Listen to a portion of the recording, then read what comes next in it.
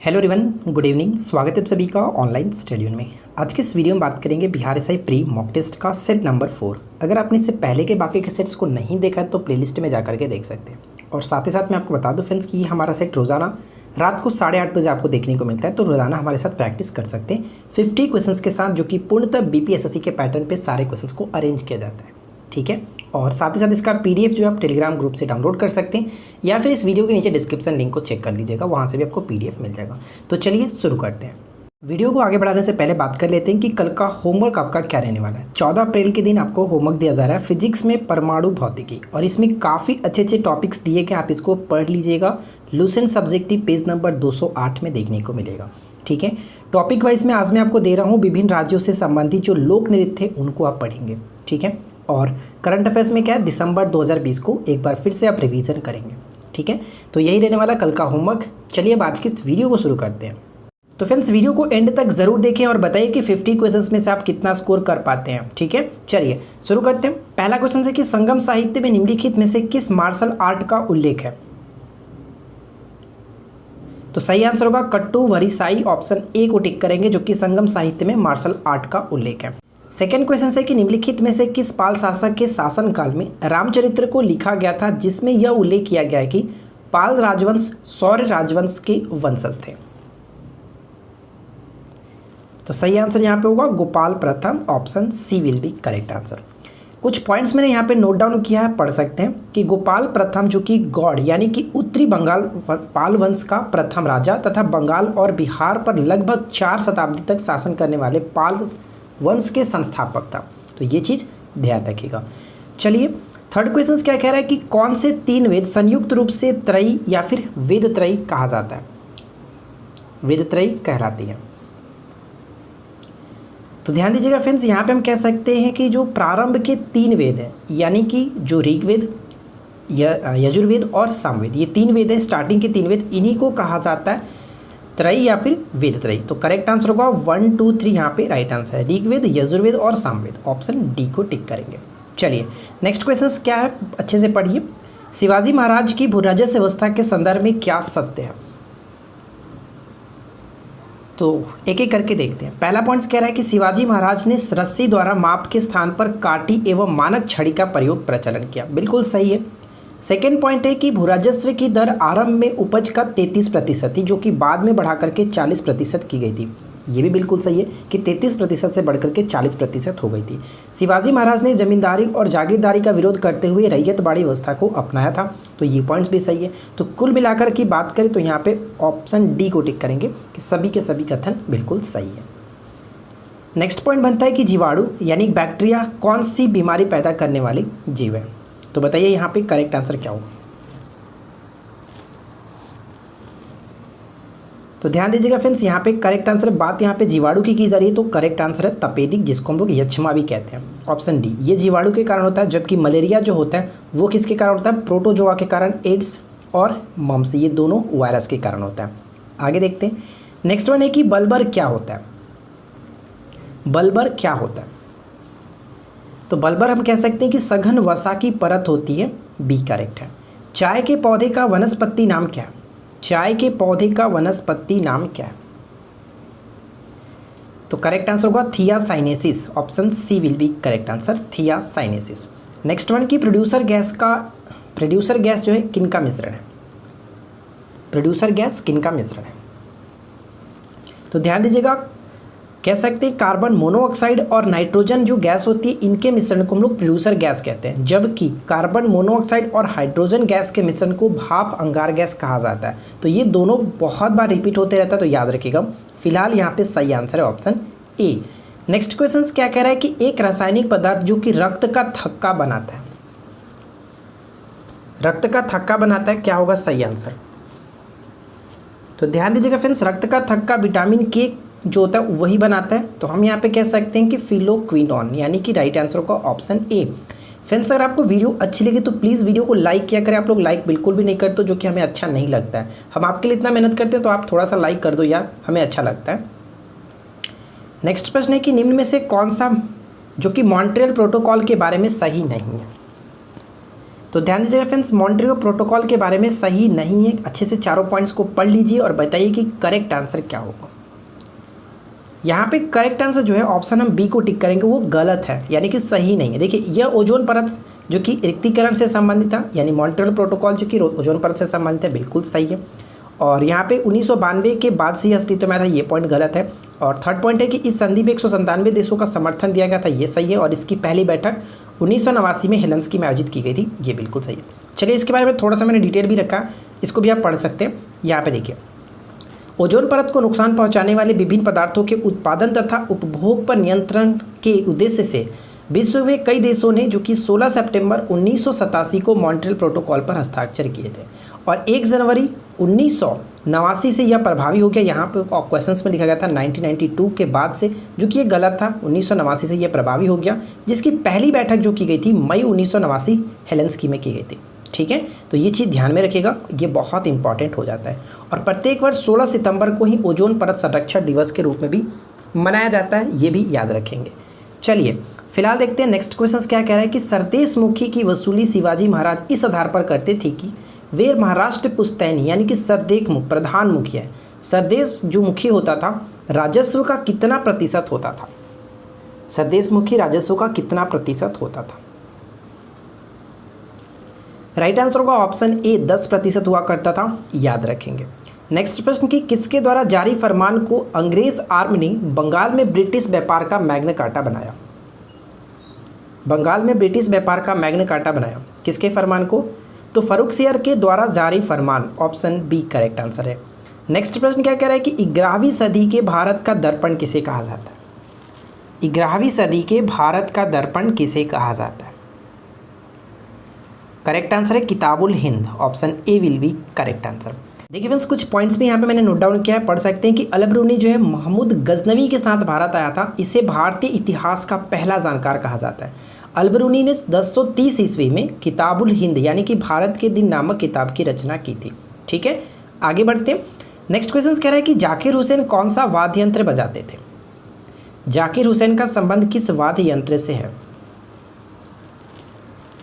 Right answer will be option D, tabla वादक थे। ठीक है, तबला वादक। और तबला वादक के और भी जो प्रमुख थे, उनके नामों को मैं आपको एक बार थोड़ा सा बताता हूँ। जैसे लतीफ़ खां याद रखेंगे, अल्लाह रखा जो कि बहुत बार पूछा जाता है, गुदई महाराज, किशन महाराज, ये सभी इंपॉर्टेंट है, याद रखेंगे। जाकिर हुसैन तो बहुत बार रिपीट होता है।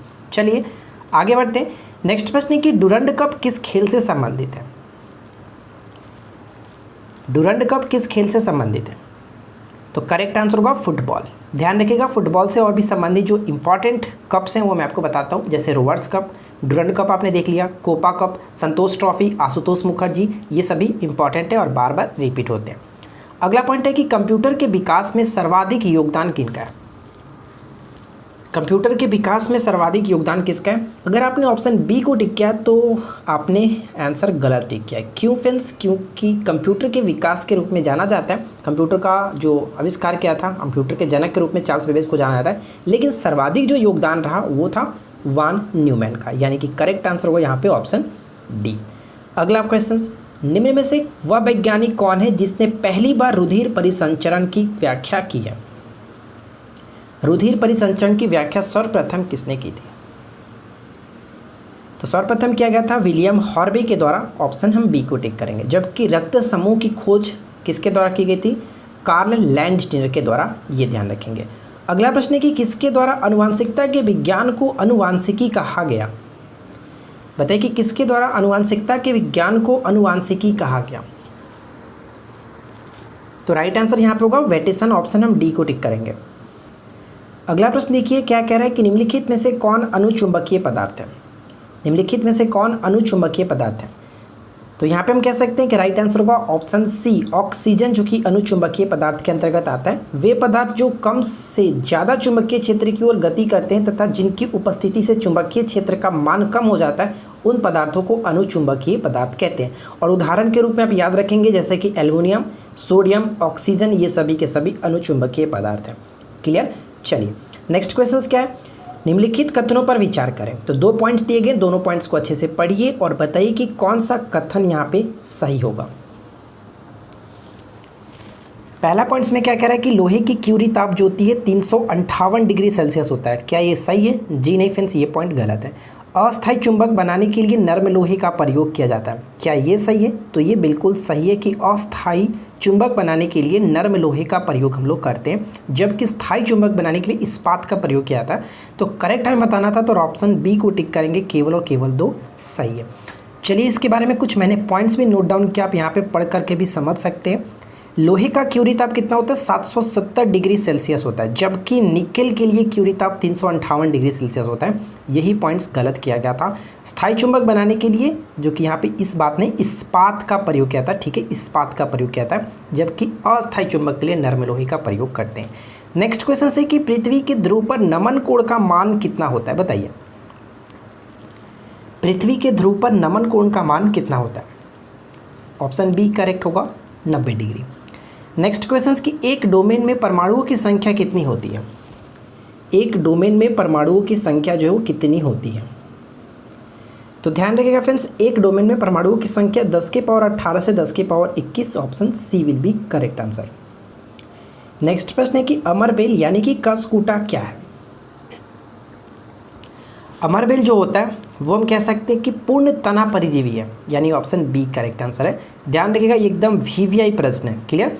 चलिए नेक्स्ट वन, लाइकेन जो होता है क्या होता है? लाइकेन, जिसको हम लोग सैक भी कहते हैं, कवक और शैवाल के मिश्रण होता है लाइकेन, और ये जो होता है वो सहजीवी होते हैं। डी करेक्ट आंसर है। अर्जुन पुरस्कार से सम्मानित होने वाली पहली भारतीय महिला कौन थी? अर्जुन पुरस्कार से सम्मानित होने वाली पहली भारतीय महिला कौन थी? तो राइट आंसर यहाँ पे हो जाता है ऑप्शन बी, एन लैम्सडेन। ठीक है, एन लैम्सडेन जो कि हॉकी की प्लेयर थी और ये अर्जुन पुरस्कार पाने वाली पहली भारतीय महिला बनी थी। एक क्वेश्चन में आपसे पूछता हूँ, कमेंट्स कीजिएगा कि अर्जुन पुरस्कार की स्टार्टिंग कब से हुई थी? कमेंट्स करके बताइए जल्दी से। नेक्स्ट क्वेश्चन की 7वीं अनुसूची का संबंध किससे है? 7वीं अनुसूची का संबंध किससे है? तो हमारे संविधान में 12 अनुसूचियों के बारे में उल्लेख किया गया, जिसमें 7वीं अनुसूची की अगर हम बात करें तो ये केंद्र और राज्यों के मध्य शक्तियों के विभाजन से, जिसमें 3 अनुसूचियों की बात की गई है, 3 सूची, संघ सूची, राज्य सूची और एक समवर्ती सूची। तो ये चीज़ें याद रखना है। नेक्स्ट क्वेश्चन क्या कह रहा है कि अमृतसर की संधि के समय ईस्ट इंडिया कंपनी का प्रतिनिधित्व किसने किया था? अमृतसर की संधि कब हुई थी? 1809 ईस्वी में, और उस वक्त हम कह सकते हैं ईस्ट इंडिया कंपनी का प्रतिनिधित्व लॉर्ड मिंटो ने किया था। ए करेक्ट होगा। नेक्स्ट प्रश्न की poverty and un-British rule in India, ठीक है, कि लेखक का नाम बताइए। Poverty and un-British rule in India के लेखक कौन है? तो Dadabhai Naoroji. One of the most important book है इनकी और बार बार रिपीट होते रहता है, याद रखेंगे। वरामिहिर ने निम्नलिखित में से कौन सी पुस्तक लिखे थे?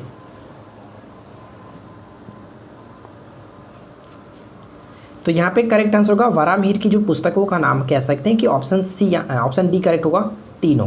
ठीक है, 1, 2, 3 बिल्कुल सही आंसर हो जाता है। अगला प्रश्न क्या कह रहा है कि निम्न में से किस दर्शन की खोज मखली गोसाल के द्वारा की गई थी? मखली गोसाला के द्वारा की गई थी कौन सी दर्शन की खोज? तो अजीवक दर्शन की खोज की गई थी। यहाँ पे बी को टिक करेंगे। नेक्स्ट प्रश्न है कि कोयले की निम्नलिखित श्रेणियों में से किसकी गुणवत्ता बेहतर होती है? तो ध्यान रखिए फ्रेंड्स कि कोयले के तो 4 प्रकार होते हैं। 4 प्रकार कौन कौन सा? एंथ्रासाइट, बिटुमिनस, लिग्नाइट और एक होता है पीट कोयला। ठीक है, पीट कोयला।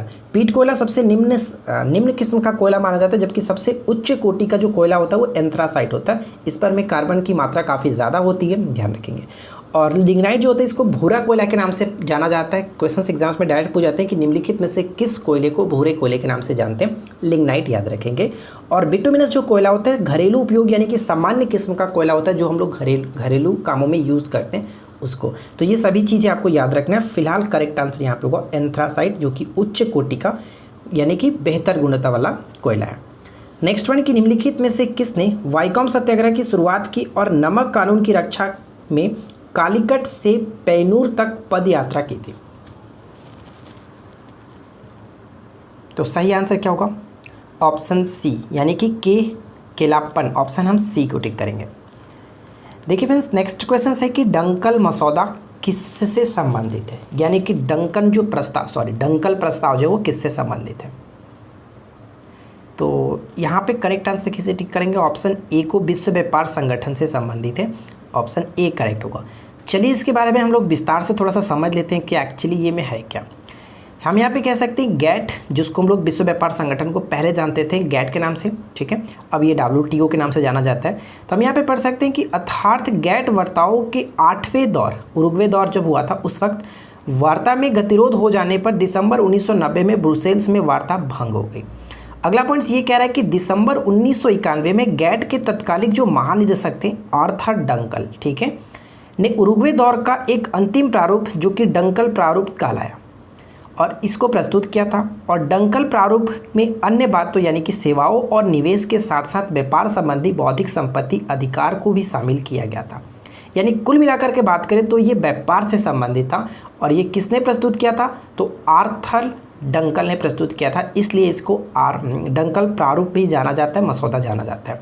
तो याद रखिएगा, काफ़ी इंपॉर्टेंट क्वेश्चन होगा। और यहाँ पे इसकी डेट भी याद रखिएगा, दिसंबर 1991। चलिए अगला प्रश्न कि किस पंचवर्षीय योजना के दौरान भारत ने मिश्रित अर्थव्यवस्था को चुनी थी। भारत ने मिश्रित अर्थव्यवस्था को चुना था किस पंचवर्षीय योजना के बाद, तो दूसरी पंचवर्षीय योजना, ऑप्शन बी करेक्ट है। हम यहाँ पे पढ़ सकते हैं कि भारत में मिश्रित अर्थव्यवस्था का अर्थ है कि सार्वजनिक तथा निजी क्षेत्र का सह-अस्तित्व। भारतीय अर्थव्यवस्था को सामान्यतः एक विकासशील अर्थव्यवस्था के रूप में स्वीकार किया जाता है, एक विकासशील अर्थव्यवस्था है। नेक्स्ट प्रश्न कह रहा है कि निम्नलिखित में से कौन सी भारत की सबसे लंबी प्रायद्वीपीय नदी है। भारत की सबसे लंबी प्रायद्वीपीय नदी के रूप में हम लोग गोदावरी को जानते हैं, ऑप्शन बी करेक्ट है। अगला प्रश्न क्या कह रहा है कि नवीनतम जारी CSR 43 किस फसल का बीज है। CSR 43 जो है किस फसल का किस्म है, तो यहाँ पे कह सकते हैं ये चावल की किस्म है, सी करेक्ट होगा। अगला क्वेश्चन, निम्न में से कौन सा जैविक घटक नहीं है। निम्न में से कौन सा जैविक घटक नहीं है, ऑप्शन ए करेक्ट आंसर है। नमी जो वो जैविक घटक के रूप में नहीं आता है।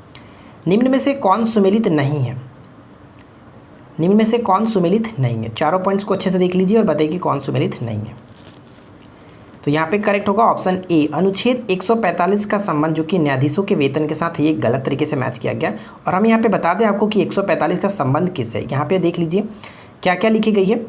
भारत के संविधान के अनुच्छेद 145 के अंतर्गत उच्चतम न्यायालय को अपने क्रियाकलापों एवं प्रक्रिया को विनियमित करने के लिए स्वयं के नियमों को लागू करने का अधिकार देता है राष्ट्रपति के अनुमोदन के साथ। यहाँ पे न्यायाधीशों के वेतन के साथ ये जो लिखी गई है वो पॉइंट्स गलत है, ठीक है। तो करेक्ट आंसर क्या होगा, ऑप्शन ए को टिक करेंगे। नेक्स्ट पॉइंट बनता है कि घी अथवा दूध का पीला रंग किसके कारण होता है। घी अथवा दूध का पीला रंग किसके कारण होता है, कैरोटीन के कारण होता है, ऑप्शन डी करेक्ट है। देखिए फ्रेंड्स, नेक्स्ट क्वेश्चन क्या कह रहा है कि राष्ट्रीय मानवाधिकार आयोग का अध्यक्ष किसे बनाया जाता है। एकदम VVI प्रश्न है। राष्ट्रीय मानवाधिकार आयोग का अध्यक्ष किसे बनाया जाता है। सबसे पहले तो मैं आपको बता दूं फ्रेंड्स कि राष्ट्रीय मानवाधिकार आयोग जो है वो एक प्रकार का गैर संवैधानिक निकाय है। और यहाँ पे करेक्ट आंसर क्या होगा, सुप्रीम कोर्ट का कोई सेवानिवृत्त मुख्य न्यायाधीश, ठीक है, ऑप्शन बी कर टिक करेंगे। यानी कि सुप्रीम कोर्ट के कोई भी जो सेवानिवृत्त मुख्य न्यायाधीश होंगे उन्हीं को अध्यक्ष बनाया जाता है। और इससे जुड़ी जो क्वेश्चंस पूछे जा सकते हैं वो इस तरह से हम देख सकते हैं कि राष्ट्रीय मानवाधिकार आयोग का गठन 1993 में किया गया था। इसका मुख्यालय नई दिल्ली में। प्रथम अध्यक्ष कौन थे, रंगनाथ मिश्रा। और वर्तमान में अध्यक्ष की बात करें तो HL दत्तू। ये चीज़ ध्यान रखेंगे। चलिए नेक्स्ट क्वेश्चन कह रहा है कि उस न्यायमूर्ति का नाम बताइए जो कि जनवरी 2021 में ब्रॉडकास्टिंग कंटेंट कंप्लेंट्स काउंसलिंग यानी कि यहाँ पे BCC होगा, थोड़ा सा ये मिस्टेक है, BCC की पहली महिला चेयरपर्सन बनी है। उनका नाम है Geeta Mittal, option D correct होगा, गीता मित्तल। नेक्स्ट प्रश्न कि राष्ट्रीय संस्कृत महोत्सव का 11वां संस्करण कहाँ आयोजित किया गया। राष्ट्रीय संस्कृत महोत्सव का 11वां जो संस्करण है वो कहाँ पर आयोजित किया गया, तो इसका आयोजन हाल ही में कह सकते हैं कि कूच बिहार पश्चिम बंगाल में, बी करेक्ट होगा। नेक्स्ट प्रश्न कह रहा है कि UN सतत विकास समाधान नेटवर्क द्वारा जारी वर्ल्ड हैप्पीनेस रिपोर्ट 2021 में भारत की रैंकिंग क्या है। वर्ल्ड हैप्पीनेस इंडेक्स की 2021 की जो रिपोर्ट आई है इसमें भारत की रैंकिंग क्या है, तो भारत की रैंकिंग 139, ऑप्शन डी करेक्ट है। नेक्स्ट प्रश्न बनता है कि 2021 में प्रित्जर पुरस्कार जो है यानी कि वास्तुकला जो पुरस्कार दिया जाता है किसे मिला है। प्रित्जकर जो वास्तुकला पुरस्कार है वो किससे दिया गया? तो ऑप्शन डी को टिक करेंगे, ए और सी दोनों, यानी कि लैक्टॉन और हम यहाँ पे कह सकते हैं वासल, दोनों को याद रखिएगा। चलिए अगला प्रश्न है कि निम्नलिखित में से कौन भारतीय संविधान से सही ढंग से मेल नहीं खाता है, यानी कि एक गलत तरीके से मैच किया गया, बताइए कौन गलत है। देखिए भाग 10 की बात करें तो अनुसूचित और जनजाति क्षेत्र भी सही है, भाग 2 में नागरिकता के बारे में है और भाग भी संविधान में संशोधन के बारे में, लेकिन मौलिक कर्तव्य भाग 4 में तो है, लेकिन भाग 4 के क के अंतर्गत आता है, यही इसलिए ये पॉइंट गलत होगा, ऑप्शन डी को टिक करेंगे। ठीक है, चलिए अगला प्रश्न देखिए कि जैन धर्म के संबंध में निम्नलिखित कथनों पर विचार करें। दोनों पॉइंट्स को पढ़िए और बताइए कि क्या सही होगा, कौन सा कथन सही है। जैन धर्म के अनुसार कृषि की प्रथा को बुरा माना जाता है, ये बिल्कुल सही है। सेकंड पॉइंट है कि पहला जैन परिषद पाटलिपुत्र में दिगंबर के नेता द्वारा संचालित हुआ था, देखिए ये पॉइंट गलत है। पहला जो जैन परिषद हुआ था, जो कि जैन जो संगीतियाँ हुई थी हम कह सकते हैं, तो पाटलिपुत्र में हुआ था, ये तो करेक्ट है, लेकिन यहाँ पे दिगंबर नहीं श्वेतांबर के जो नेता थे, यानी श्वेतांबर के जो नेतृत्व करता थे कौन थे? स्थूलभद्र। ठीक है, स्थूलभद्र के नेतृत्व में ये संचालन किया गया था, इसलिए ये पॉइंट गलत हो जाता है। तो करेक्ट आंसर केवल और केवल एक को टिक करेंगे, ऑप्शन ए करेक्ट है। नेक्स्ट प्रश्न की सूफी परंपरा के संदर्भ में खानका शब्द का अर्थ क्या है? खानका शब्द का अर्थ क्या था? तो राइट आंसर होगा एक धर्मशाला, सी को टिक करेंगे, धर्मशाला। नेक्स्ट प्रश्न कि निम्न में से किस में विटामिन ई भरपूर मात्रा में पाया जाता है? विटामिन ई जो कि भरपूर मात्रा में पाया जाता है, option D avocado, option D correct है। नेक्स्ट प्रश्न कि मराठों में राष्ट्रवाद की भावना भरने में महत्वपूर्ण भूमिका किसने निभाई थी? मराठों में राष्ट्रवाद की राष्ट्रवाद की भावना भरने में महत्वपूर्ण भूमिका निभाई थी किसने? तो गुरु रामदास, सी को टिक करेंगे। चलिए इस वीडियो का लास्ट प्रश्न भी देख लीजिए, क्या कह रहे हैं कि उस ग्रंथि का नाम बताइए जो रक्तचाप को नियंत्रित करती है, जो रक्तचाप को नियंत्रित करती है, और उस ग्रंथि का नाम हम कह सकते हैं, करेक्ट आंसर होगा अधिवृक्क ग्रंथि, ऑप्शन बी करेक्ट है। तो जल्दी से फटाफट क्वेश्चंस का राइट आंसर तो आपने दे ही दिया, क्यूज का राइट आंसर भी दीजिएगा। पहले ये बताइए कि 50 क्वेश्चंस में से आपने स्कोर कितना किया, आपकी स्कोरिंग क्या रही? वीडियो कैसी लगी जरूर बताएं, और वीडियो अच्छी लगी हो तो प्लीज़ यार वीडियो को लाइक कीजिए, अपने दोस्तों के साथ अधिक से अधिक शेयर कीजिए, और क्यूज का राइट आंसर कमेंट्स करके बताइए कि क्लोरीन बूझे चूने के साथ प्रतिक्रिया करके क्या बनाती है। ठीक है, तो फ्रेंड्स मिलते हैं किसी और वीडियो में नेक्स्ट टॉपिक के साथ। Thanks for watching, keep learning, have a good day.